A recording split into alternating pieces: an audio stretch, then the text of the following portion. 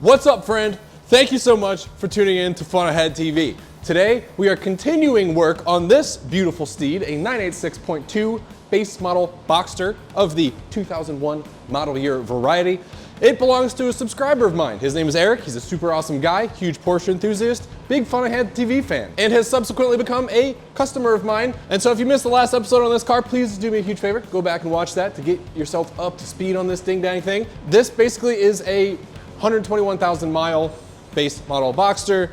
Eric has done a very good job of keeping it up to snuff cosmetically, and done a handful of mechanical things on it on his own as well. He wants to do a major service on the car, which is hence the reason why we have the engine and transmission sitting right in front of me. Replacing basically everything that goes bad on these engines in time.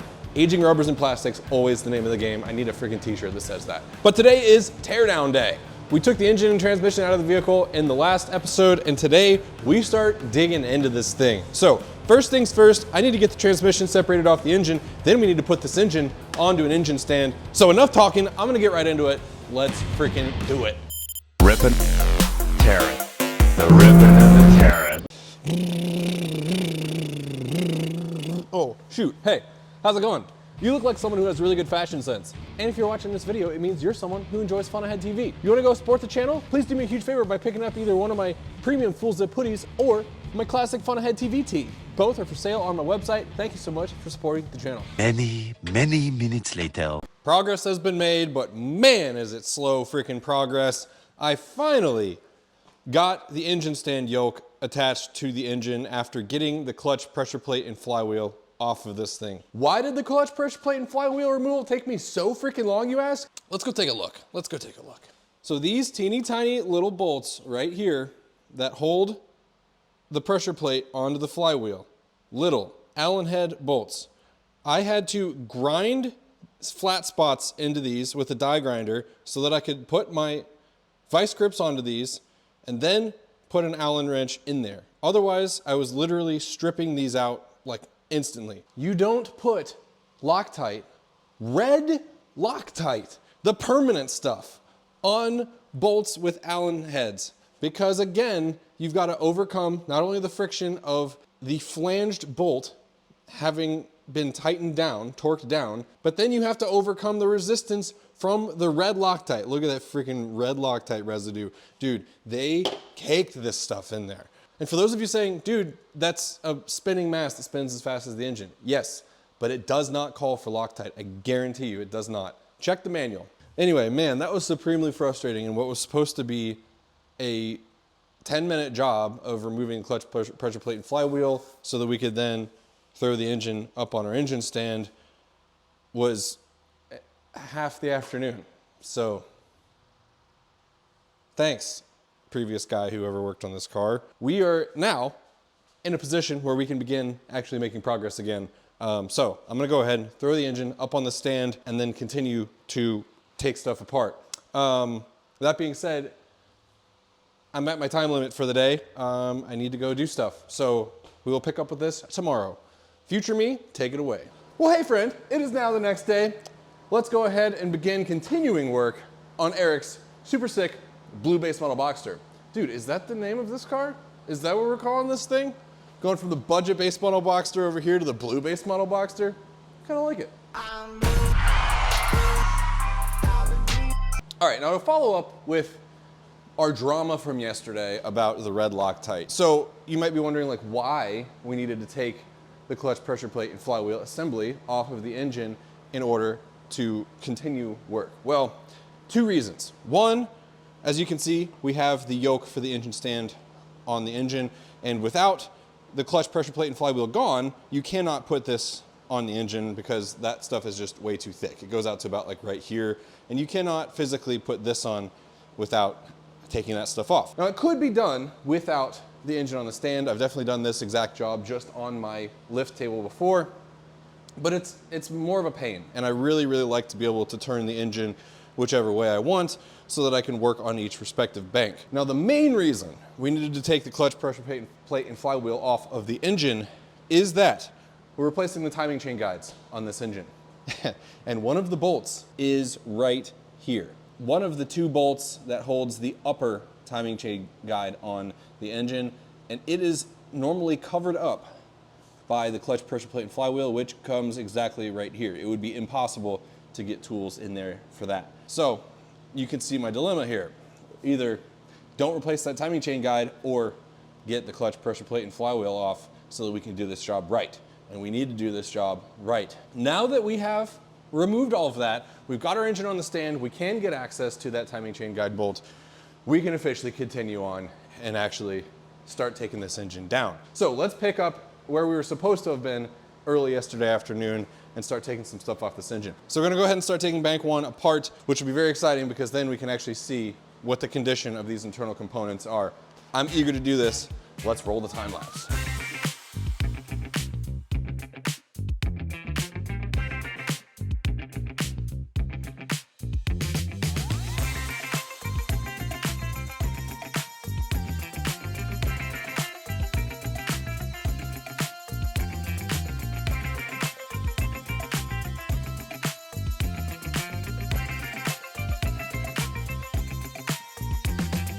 Check it out, kids. We have this thing torn down exactly as far as we're going to tear it down. We have both cylinder heads completely disassembled, just under the valve covers, obviously. We took the cams out, lifters, Variocam solenoids. You know the deal. You saw what just happened. We are gonna do a little bit more disassembly. We're gonna take the sump off in just a little bit, just to make sure everything looks good and we can clean all the stuff up, get anything off the oil pickup screen that may or may not be on there from broken down timing chain guides. And on the note of broken timing chain guides, let's go inspect some stuff, shall we? All right, here we are back in the workshop area. As you can see, I have all of the stuff, contents of the cylinder heads out on the table in front of me. Bank one, bank two, respectively.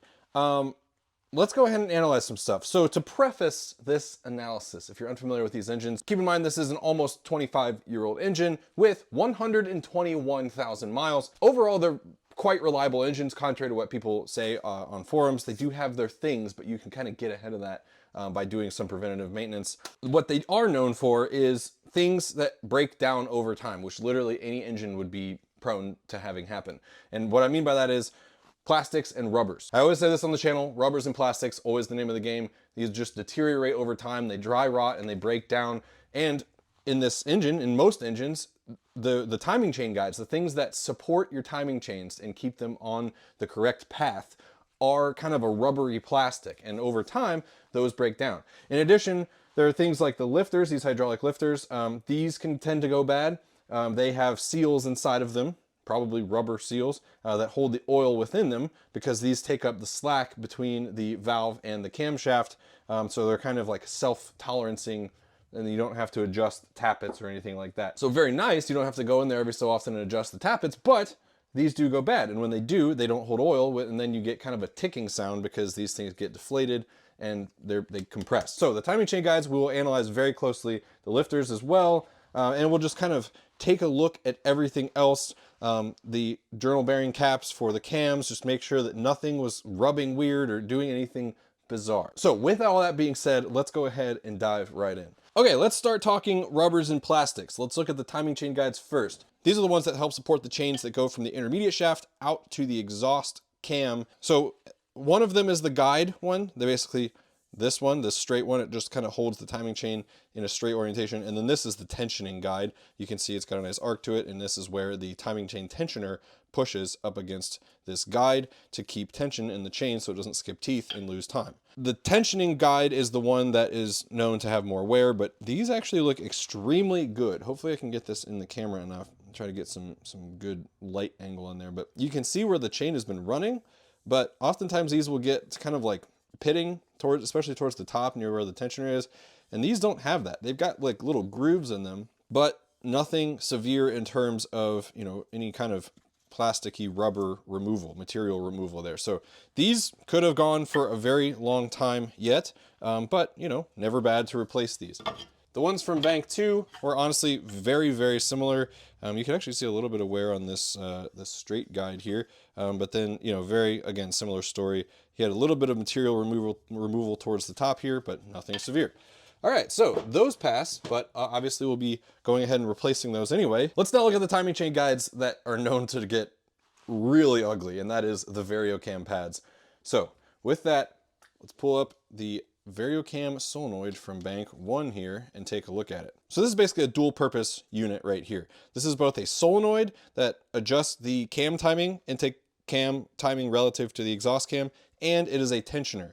These two push out from one another to keep tension on this chain right here. This particular engine is what's known as the 5-chain engine, but these little chains out that connect the cams are what are the 4th and 5th chains. These little pads that are on the Variocam solenoid are the ones that take a serious beating. So for each of these Variocam solenoids, one of them is a lubricated pad and the other one is a non-lubricated pad. Weirdly enough, the one that is lubricated is always the one that takes the hardest hit. So this is the non-lubricated one for this Bank 1 Variocam solenoid. And again, it looks very similar actually to what these big tensioner chain, timing chain guides look like. They have little grooves in them, but no serious material removal to speak of. The other side, however, yeah, this is the kind of thing that we're used to seeing. So you can see that the chain has eaten in to these pads very seriously, pretty far, and receded the top level of it. This is supposed to be completely smooth, and this plastic started to break down and age, and of course going through 8 zillion heat cycles of this engine running over 25 years and 121,000 miles, you get breakdown of this. So in addition to kind of this pitting and this serious like erosion through the middle of this guide, we've got some chunking off the side here. Just in general, a lot of material has been removed from this particular guide, and obviously we're in here to replace these. That's the whole purpose of taking the engine as far down as we did. So this thing going bye-bye, going back in with a brand new super fresh one. So just on the note of this and these timing chain guides, this is exactly why we're going to be taking off the oil sump like I mentioned. That's because when material breaks off these things, it goes somewhere in the engine. And that is, it always ends up back in the sump. And sometimes if there are big enough bits, they just end up sucked to the screen of the oil pickup tube, which obviously hurts your overall oil pressure because you've got some additional resistance on that screen. Let's take a quick look at the Bank 2 Variocam solenoid really quick. So overall, pretty similar situation. The non-lubricated one here is, you know, again, you can tell there was a chain running on it for a long time, but nothing severe, no pitting, no serious material removal. The other side, very, very similar to what Bank 1's looked like, except there's a little bit less chunking out of the side here. Hopefully you can see that all right. You can see there's a big chunk missing right there. Otherwise, not terrible. I mean, obviously, it doesn't look great, but, you know, we've definitely seen worse. Actually, these were the ones that we just took out of the budget Base Model Boxster, and these, I would say, had quite a bit more erosion to them. Yeah, look at this one, for example. Look how thin the middle of this one was. So obviously these aren't looking good in Eric's Boxster, but they're not as bad as these ones were, so that's good. Okay, now on the note of hydraulic lifters, this is gonna be kind of anticlimactic, but all of these actually felt pretty good. I checked all of them as I removed them from the cylinder heads, and you can tell a bad one almost immediately by just pushing this inner part of the lifter here, and it will compress with relatively minimal force into it, and all of these are holding pressure no problem. Unfortunately, it's kind of a love-hate thing with these because you don't want to put these back in the engine. Just in the event that one of them does fail and you get a ticking sound, then you have to tear the engine down to this extent in order to replace it. So these are definitely a good while you're in there item to just do, and that way, you know, they'll last again for another 121,000+ miles and 25 years. The unfortunate thing, however, is that they're about $25 a pop. So when you have 24 of these, it kind of adds up very quickly. All right, now let's do a quick inspection really quickly of the cam caps. So each cam has a primary cap, bearing cap, that goes on this end of it. And then the other journals are actually contained within the valve cover. Looking at this, these look really good. There's always a little bit of wear on these, like a little bit of like scoring. You can probably see that there, but this is nothing severe at all. I looked at all of these. They all look pretty good. See, like this exhaust one barely even has anything. At the very, very bottom, you can see like a tiny bit of scoring. This is super normal though, like not a big deal. So overall, those look good. There's not much you can really do about it anyway. And besides, it's an aluminum bearing cap with a steel camshaft. So if there's any kind of tolerance weirdness from the factory, then the steel camshaft is going to hog that tolerance out. So that's kind of, I think, where those score marks come from. Not a big deal. And the last thing I want to talk about has to do with the concern that Eric had about bore scoring in his engine. Like I said, the 2.7 liters, I don't believe are known to have that, because they have the ferrostan alloy that their pistons are made of, as opposed to this, which these are the pistons out of my 3.4 liter M96 engine of my 911. They have the ferro print. So this yellowish material is a printed iron coating, and that fails over time. So you can see on this side of the piston, there's little bits that are taken out of it. That's just raw aluminum right there. And when enough of this ferro print coating wears off, then you just get raw aluminum on the Lock-A-Sil cylinder liner. You get really bad galling if enough of this material goes away. So that's kind of how the bore scoring symptom occurs. But that being said, I told Eric that we would pay very close attention to anything that could be indicating that one of the cylinders in this engine is not doing as well as the others. And I'm happy to say that I did not see anything with regards to that when analyzing the spark plugs. So these are the, it's gonna be hard to show this on camera, but all three of the spark plugs for bank 1 were extremely consistent with one another, and then same with the 3 spark plugs from bank 2.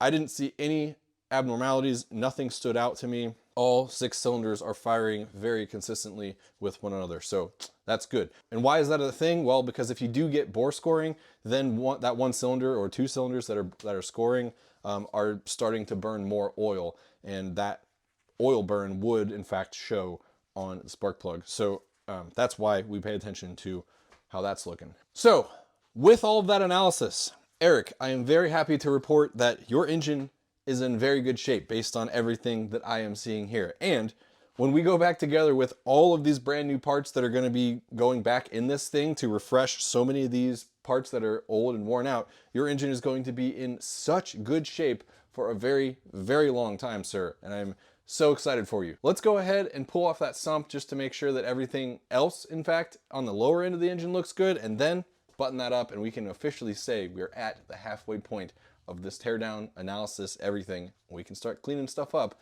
to put it back together. Okay, I just went ahead and got the sump off. So let's take a quick look in here. I don't know if you'll be able to see this very well, but the pickup has a few little bits of timing chain guide sucked up into it, but nothing severe, nothing huge. But we are gonna go ahead and take that oil pickup off and then just clean all this out and then make sure that all of these bits are removed to get this thing reset back to perfectly clean, tip-top factory condition. Even though there aren't that many bits on the pickup, let's go ahead and look at the sump really quick. So you might be wondering, dude, there's not that many bits on that oil pickup screen, but obviously those timing chain guides were pretty beat up. Where did all those plastic bits go? Well, the answer to that question is they all ended up down in the sump. Check this out. Yeah, looking down in this sump here, there are so many bits of timing chain guide down in there. Yeah, not good to have all these bits floating around in here. I mean, like, dude, there's probably like 20 pretty large bits down in here. So obviously we're gonna get all this cleaned up before we put it back up in there. So that'll be super satisfying and fun to do. Well, all right, folks, we have Eric's 2.7 liter M96 engine out of his 2001 986.2 blue Base Model Boxster completely torn down as far as we're gonna take it. Good news is, Eric, your engine officially has a clean bill of health. This thing has been running very nicely with the exception of the normal things that break down these engines, i.e. timing chain guides. This thing is in great shape. And with 121,000 miles in this engine, that's pretty freaking awesome. So I cannot wait to put this thing back together with completely brand new parts and get this thing refreshed for the next 23, 24 years and 121,000 miles. This thing is going to be so cherry. So that's exactly what we're gonna begin doing in the next episode.